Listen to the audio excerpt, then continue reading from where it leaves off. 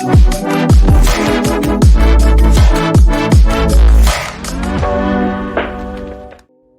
we are doing some heavy-duty weeding here in the library.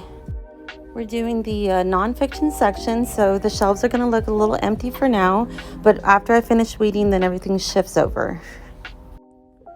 Weeding nonfiction is necessary because you want to have updated books, especially in technology, medical, sciences, things that are current events too.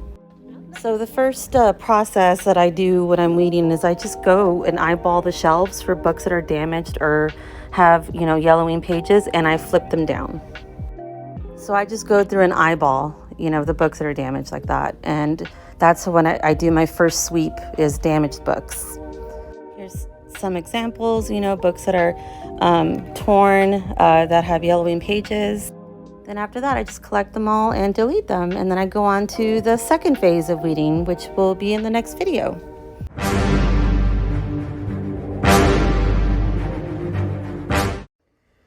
So part 2 of the weeding process, after that I run a report, items with publication years, and then I go through shelf by shelf and I go and I look at the publication years, and pretty much have to go and eyeball which ones are really outdated.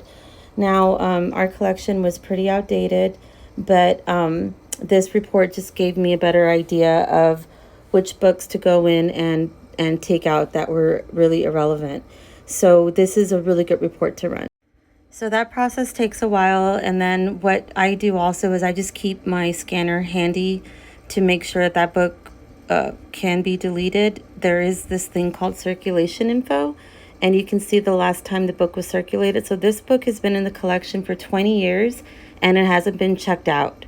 So that book is not one that needs to be on the shelf. So I go book by book and do that. So here we go to part 3. So the nonfiction section in libraries are where you go to get information to research, like on animals or chemistry, space.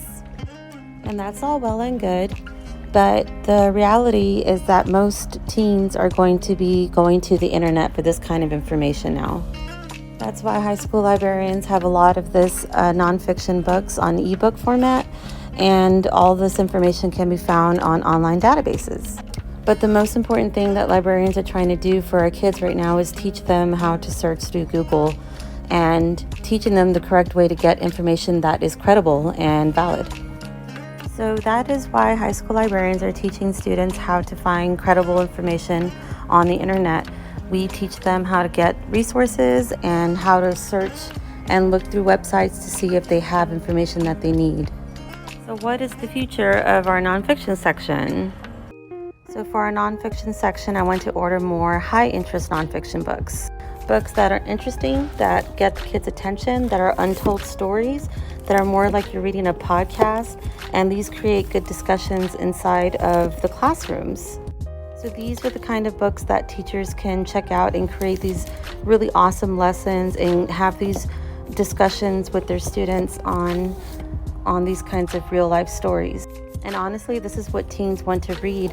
They like podcasts and NPR and things like that, so they want to read these kinds of nonfiction books. Another great thing that's happening with our nonfiction are the graphic novels for high school, and this is just such a cool way to teach.